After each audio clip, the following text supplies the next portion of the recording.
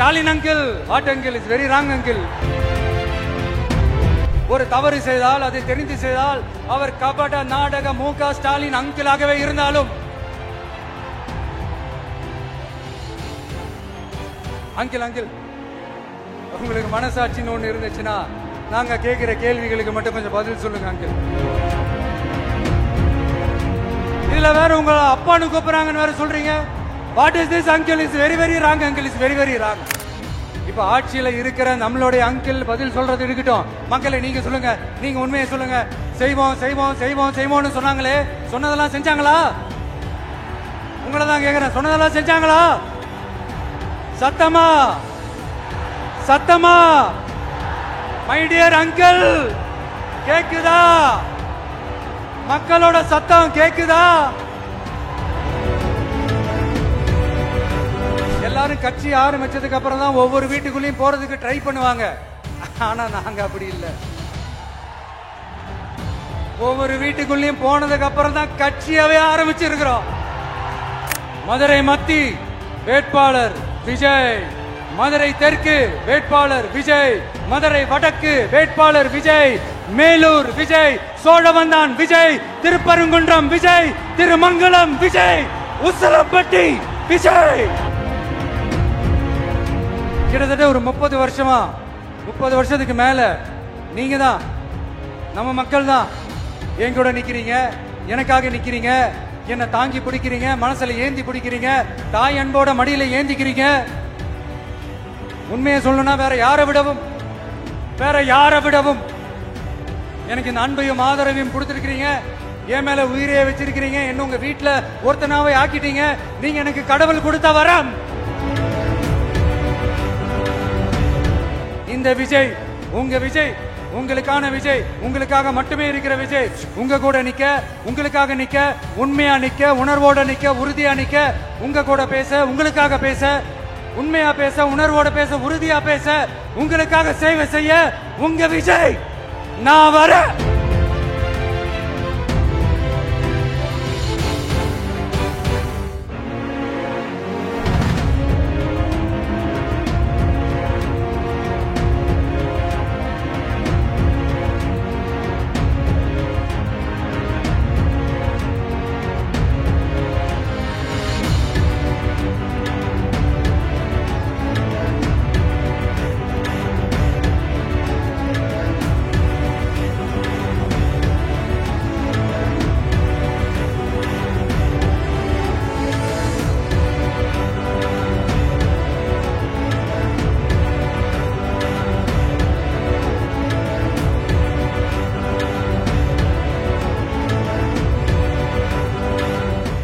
எம்ஜிஆர்னா யார் தெரியும்ல? அவர் மாஸ்னா என்னன்னு தெரியும்ல? அவர் உயிரோடு இருக்கிற வரைக்கும் அந்த சிஎம் சீட்டை பத்தி ஒருத்தராலையும் நினைச்சு கூட பார்க்க முடியல, கனவு கூட காண முடியல. எப்படியாவது அந்த சிஎம் சீட்டை என்கிட்ட கொடுத்துருங்க, என் நண்பர் எம்ஜிஆர் திரும்ப வந்ததுக்கு அப்புறம் நான் திருப்பி கொடுத்துறேன்னு தன்னோட எதிரியை கூட மக்கள் கிட்ட கெஞ்ச வச்சவர் எம்ஜிஆர். எப்படி கெஞ்ச வச்சவர்? அதனால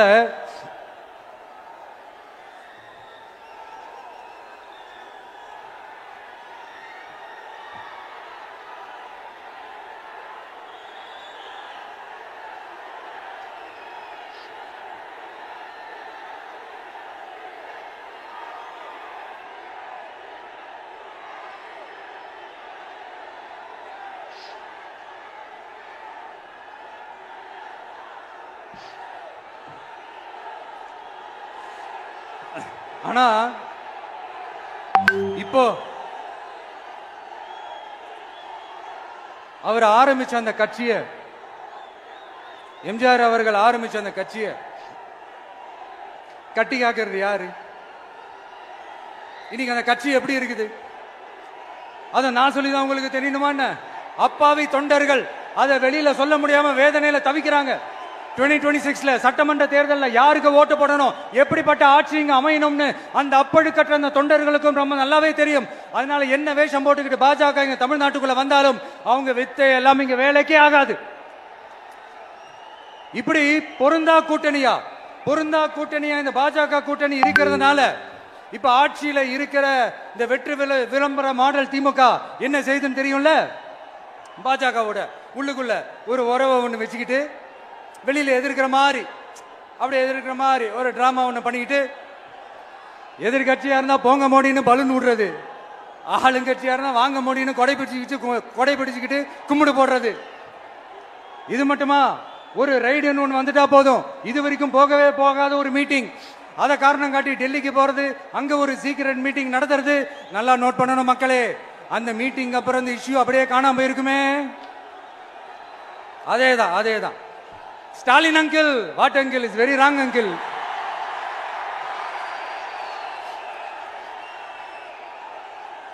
இப்படி தமிழ்நாட்டில் இப்ப நடக்கிற இந்த ஆட்சியினுடைய லட்சணத்தை பார்த்துக்கிட்டு நாம எப்படி சும்மா இருக்க முடியும்? ஒரு தவறு செய்தால், அதை தெரிந்து செய்தால், அவர் கபட நாடக மு.க. ஸ்டாலின் அங்கிளாகவே இருந்தாலும்,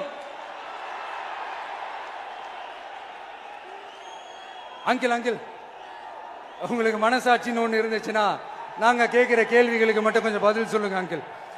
நீங்க நடத்துற இந்த ஆட்சியில நேர்மை இருக்கா? நியாயம் இருக்கா? ஊழல் இல்லாம இருக்கா? சட்டம் ஒழுங்கு சரியா இருக்கா? பெண்களுக்கு பாதுகாப்பு இருக்கா? பொதுமக்களுக்கு பாதுகாப்பு இருக்கா?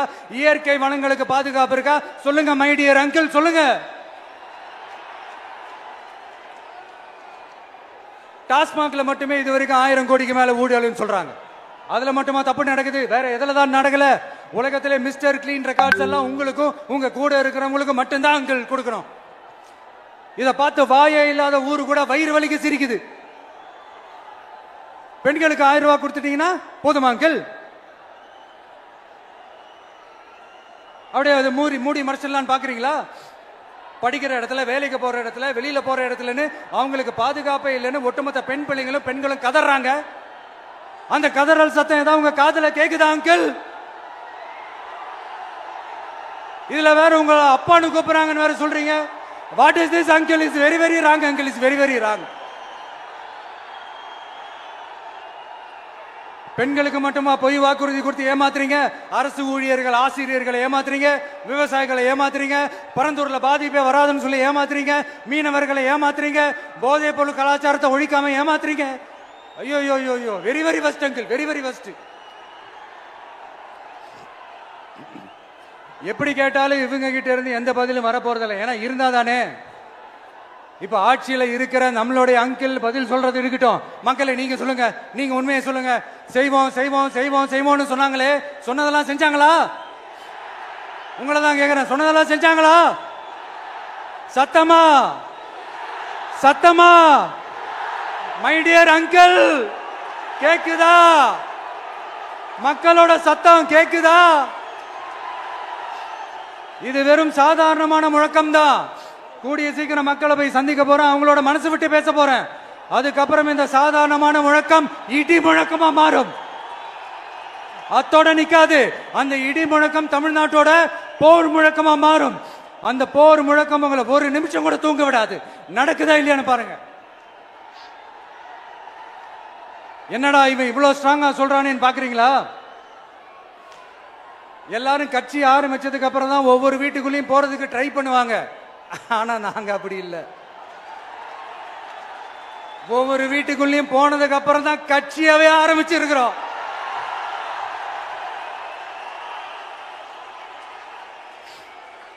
அதனால ஒட்டுமொத்தமா எல்லாருமா சேர்ந்து இந்த திமுக ஆட்சிய, கபட நாடக திமுக ஆட்சிய 2026 தேர்தலில் வீட்டுக்கு அனுப்புறோம்.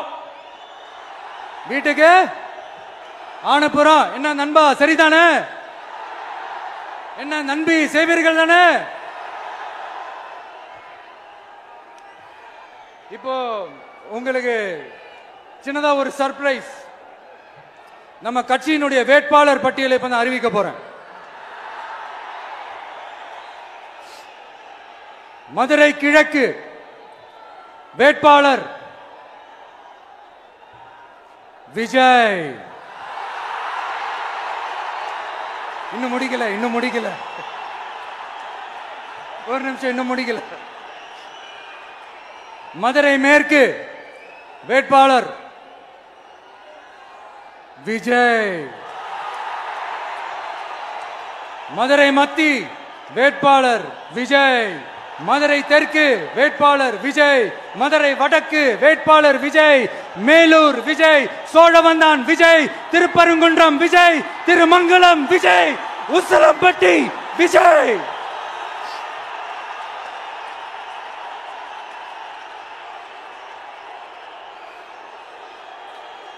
என்னடா எல்லா தொகுதியிலையும் ஒரே வேட்பாளர்னு பாக்குறீங்களா?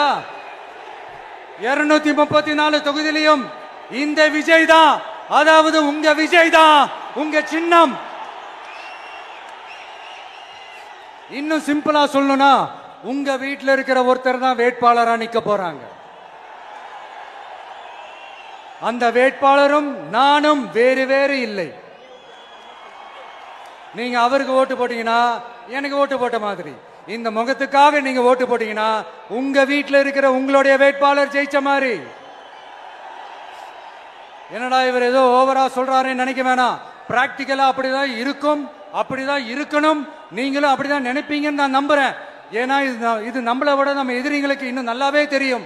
அதனால எல்லா இந்த அதிகார பலம் எல்லாத்தையும் தூக்கிட்டு வந்துருவாங்க. வரட்டும், பாத்துக்கலாம். TVK will take it, TVK will meet it, TVK will compete with it and TVK will conquer it, TVK will conquer it.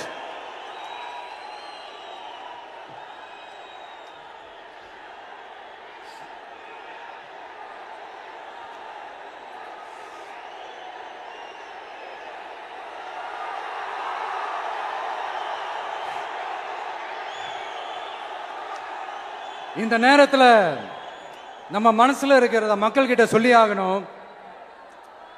Thoothukudi ஸ்னோலினோட அம்மா என்ன அவங்களோட தம்பி, இன்னும் அவங்க பொண்ணுக்கு நான் தாய் மாமன்னு சொன்னாங்க. அந்த அக்காவோட குழந்தைக்கு மட்டும் இல்லைங்க, என்ன அண்ணனா தம்பியா நினைக்கிற தமிழ்நாட்டில் இருக்கிற என்னோட எல்லா சகோதரிகளின் குழந்தைகளுக்கும் நான் இன்னைக்கு மட்டும் இல்ல, என்னைக்குமே ஒரு தாய் மாமனா தான் இருப்பேன். நீங்க எல்லாரும் என்னுடைய ரத்த உறவு, கூட பிறந்த பொறுப்பு. என் வீட்டு ரேஷன் கார்டுல வேணா உங்க பேர் இல்லாம இருக்கலாம், உங்க வீட்டு ரேஷன் கார்டுல வேணா என் பேர் இல்லாம இருக்கலாம். ஆனா நாம் எல்லாரும் ஒண்ணுதான், உறவுதான். நமக்கு இடையே எந்த அரசியலும் உள்ள நுழையவே முடியாது. என்கிட்ட இருந்து உங்களையும் உங்ககிட்ட இருந்து என்னையும் எந்த சக்தியாலும் பிரிக்கவே முடியாது. அப்புறம் நான் ஒன்னும் இந்த மார்க்கெட் போனதுக்கு அப்புறம், ரிட்டையர் ஆனதுக்கு அப்புறம் அடைக்கலம் தேடி அரசியலுக்கு வரல. படைக்கலனோட வந்திருக்கிறோம், பவர்ஃபுல் போர்ஸோட, மாபெரும் படை வரிசையோட, எல்லாத்துக்கும் தயாராகி தான் வந்திருக்கிறோம். இவ்வளவு தயாரா நாம அரசியலுக்கு வர்றதுக்கு ரொம்ப ரொம்ப முக்கிய காரணம் ஒண்ணு இருக்கு. அது என்ன தெரியுமா? நன்றி கடன், நன்றி கடன், நன்றி கடன். கிட்டத்தட்ட ஒரு 30 வருஷமா, 30 வருஷத்துக்கு மேல நீங்க தான், நம்ம மக்கள் தான் என் கூட நிக்கிறீங்க, எனக்காக நிக்கிறீங்க, என்ன தாங்கி பிடிக்கிறீங்க, மனசுல ஏந்தி பிடிக்கிறீங்க, தாய் அன்போட மடியில ஏந்திக்கிறீங்க. உண்மையை சொல்லணும்னா வேற யாரை விடவும் எனக்கு இந்த அன்பையும் ஆதரவையும் கொடுத்திருக்கிறீங்க. என் மேல உயிரையே வச்சிருக்கிறீங்க. என்ன உங்க வீட்டுல ஒருத்தனாவே ஆக்கிட்டீங்க. நீங்க எனக்கு கடவுள் கொடுத்த வரம்.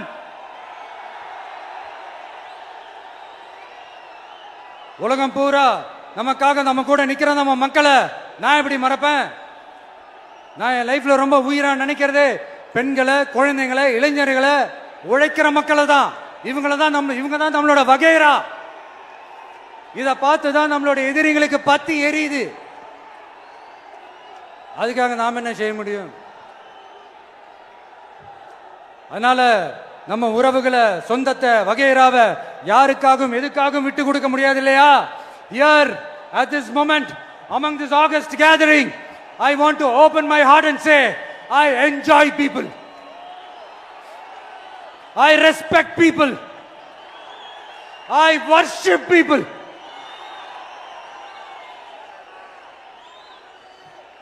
சரிப்பா, இவ்வளவு செஞ்ச நம்ம மக்களுக்கு நன்றி கடனா உன்னால முழுமையா செலுத்த முடியுமான்னு கேட்டா சத்தியமா சொல்றேன், என்னால முடியாதுதான். இன்னும் எத்தனை ஜென்மம் எடுத்தாலும் அந்த நன்றி கடனை என்னால தீர்க்கவே முடியாது. அப்புறம் என்ன மானாவுக்கடா நீ வந்திருக்க அதானே கேக்குறீங்க? மைண்ட் வாய்ஸ் கேட்ட மாதிரி இருந்தது. வாழ்நாள் முழுக்க நம்ம மக்களுக்காக ஆதரவா துணையா நிக்கிறத தவிர, அவங்களுக்காக உழைக்கிறத தவிர எனக்கு வேற எந்த எண்ணமும் இல்லை.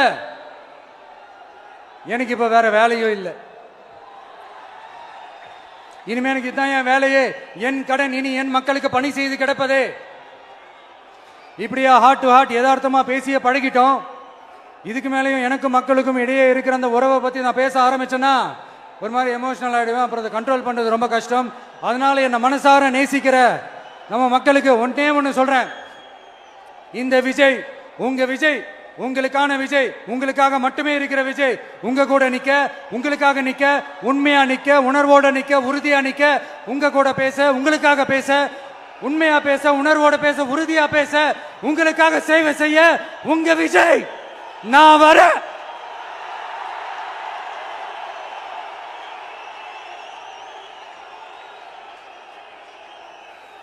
சொல்லல முக்கியம், செயல் செயல் செயல் தான் முக்கியம். செய்கை தான் சும்மா சிறப்பா இருக்கணும். நான் ஆட்சிக்கு வந்தேன்னா சும்மா அது செய்வேன், இது செய்வேன், நல்லது செய்வேன், உருட்டுவேன், புரட்டுவேன், அதெல்லாம் கிடையாது. செய்யறதுக்கு, நல்லது செய்யறதுக்கு, நல்லது செய்யறதுக்கு மட்டும்தான் இந்த விஜய். அப்புறம் ஒரு அரசியல் தலைவன் அவன் சினிமாக்காரனா, நல்லவனா, கெட்டவனா, இதெல்லாம் தாண்டி அவன் உண்மையானவனா, அதுதான் ரொம்ப ரொம்ப முக்கியம். இது சம்பந்தமா ஒரு குட்டி கதை ஒன்று சொல்றேன். ஒரு நாட்டில் ஒரு ராஜா தனக்கு பக்கபலமா இருக்கிறதுக்காக, கூட துணையா இருக்கிறதுக்காக ஒரு தளபதியை தேடுறாரு. சரியான தகுதிகளோட ஒரு 10 பேர் செலக்ட் ஆகுறாங்க. ஆனா அதுல ஒருத்தர் மட்டும் தான் செலக்ட் பண்ணணும். அதனால அந்த ராஜா என்ன பண்றாருன்னா ஒரு டெஸ்ட் வைக்கிறாரு. அந்த 10 பேர் கையிலையும் விதை நெல்லை கொடுத்து இதை நல்லா வளர்த்து கொண்டு வாங்க, ஒரு 3 மாசம் கழிச்சு வாங்கன்னு சொல்லி அனுப்பி வச்சிடுறாரு. 3 மாசம் கழிச்சு வரும்போது அதுல ஒருத்தர் ஆளு உயரத்துக்கு வளர்த்திருந்தாரு, ஒருத்தர் தோல் உயரத்துக்கு வளர்த்திருந்தாரு. அதுல ஒரு 9 பேரும் நல்லா வளர்த்து கொண்டு வந்திருந்தாங்க. ஒருத்தர் மட்டும் வெறும் தொட்டியோடவே வந்தாரு. என்னன்னு கேட்டதுக்கு, நானும் தண்ணி ஊத்தி ஊத்தி பாக்குறேன், உரம் வச்சு வச்சு பாக்குறேன், வளரவே மாட்டேங்குது ராஜா, என்ன பண்றதுன்னு தெரியலன்னு சொன்னதுக்கு ராஜா அவரை கட்டி அணைச்சிக்கிட்டு, இனிமே நீதான் என்னுடைய தளபதி, எல்லா அதிகாரமும் உனக்கு தான் சொன்னாரு. ஏன்னா அந்த 10 பேர் கையிலையும் ராஜா கொடுத்தது அவித்த விதை நெல், அது முளைக்கவே முளைக்காது. அந்த 9 திருட்டு பயலும் என்ன பண்ணிருக்காங்கன்னா வேற விதை நெல்லை வாங்கி அதை வளர்த்துட்டு ராஜாவையும் மக்களையும் ஏமாத்திருக்கிறாங்க. ஆனா இவர் மட்டும் உண்மையை போட்டு உடைச்சிட்டார். அதனால ஒரு நாட்டுக்கு திறமை எந்த அளவுக்கு முக்கியமோ அந்த அளவுக்கு உண்மையும் நேர்மையும் முக்கியம். இப்போ நீங்க எல்லாரும் தான் அந்த ராஜா. நீங்க தேர்ந்தெடுக்க போற அந்த தளபதி